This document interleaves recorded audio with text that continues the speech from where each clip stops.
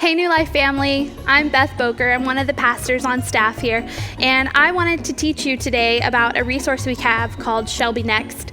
It's a tool that helps us stay connected to each other, and then also especially in this time of social distancing and as we're getting ready to launch house churches, it's going to help us take attendance, which just simply helps us know who's staying connected and who do we need to reach out to. It's a great tool that we use often for communication as well, so if you ever get an email from the church, it's because of this awesome tool that we have called Shelby Next. So today I'm going to teach you how to use the app version of Shelby Next, and this can be used on your smartphone or a tablet or iPad, whatever you have. So let's go ahead and get started. You want to go to your app store on your smart device and download the app Shelby Next.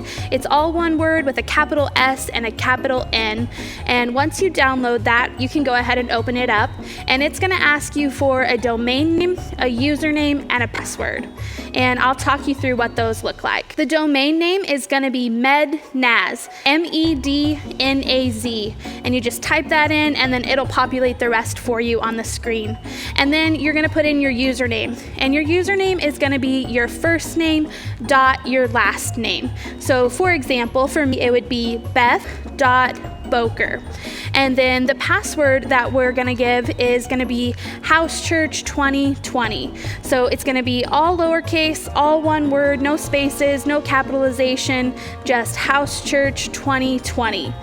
And once you do that, you can go ahead and click login, and it will bring you to a brand new screen. On that new screen, you'll see a few different options. Some are in white, and then at the very bottom, there's a blue section. In that blue section, you'll see the word attendance. You'll want to click on attendance, and when you do that, then it'll take you to the next screen where we can select your group. So on that next screen, at the very top in blue, it has kind of a blue banner there. It says select group, and then underneath that, it has a little tiny calendar and the word today. If you're taking attendance for your house church on the day that you're meeting in your house church, you don't need to alter that. It's going to automatically generate today's date. If, for example, though, you take attendance a little bit later in the week, which is totally fine, then all you'll want to do is click on that today word and calendar button, and then put the day that you originally met with your house church. So, for example, today is Tuesday for me, and I met with my house church on Sunday, though, for example. So I'm going to go back and I'm going to select the day of Sunday, June 21st, and then I'm going to hit OK. And then once I do that, it has the correct date, then I'm going to hit select group. And once I do that, it brings me to a list of all of the groups that I'm either in or that I'm a leader of. So for some people, there will just be one for the house church, or there will be others if you're involved in different ministries or different groups. It's just going to vary depending on each person. So what you can do is you can either scroll through that list by looking for the word house church, or you can use the search tool at the top and you can simply type in the word house space church, and then you'll see your church pop up, and it's going to be house church and then a little hyphen and your last name. So mine, for example, is House Church Boker, because we're going to put them in there by your last name. Once you click on your house church's name, a list of your members will populate. This is going to include all your current members, so if you have someone new, they won't currently be on that list, but we'll talk about that in just a minute. So to go ahead and take attendance and to mark who's present, you simply click on each person's name, and you'll see that a green check mark appears by their name to the right side of the screen. If you accidentally click someone present who's not there, you simply re-click their name again to take them off. Once you've selected all the members who are present, at the top of the screen, either on the right or left-hand side, depending on whether you have an Apple or an Android device, it'll have either a white check mark or the word save. You'll want to hit that because that's what's going to save the attendance and send it over to us. So you want to make sure you do that before you exit out of the app.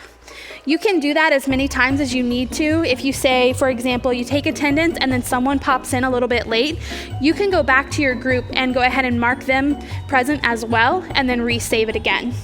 So remember how I said, what if not all of the members who are present are actually populated in the group? Well, if that's the case, you'll simply need to call or email Pastor Ellis at the church and let him know that you have more members to add to your group. You can send him their name, their phone number, and their email, which helps us connect with them and get them added to your group properly. There is a function on the app that's a small green circle with the outline of a person and a plus sign. We don't want to use that to add in people who are either visiting or new members because it doesn't actually save it and alert us and show us that those members will be in your group from now on. It just saves it for the day, and so we want to make sure that we get them added properly to your group. So don't worry about adding them. We'll do that work for you. Just let Pastor Ellis know those that you need to add. You'll notice on the list too that all kids and students that are part of the families of the house churches are also listed. You want to make sure that you mark everyone present. So adults, kids, and students all need to be marked present to ensure that we know who all's present and who all's getting connected. Once you've marked all members present and you've hit save, you're done.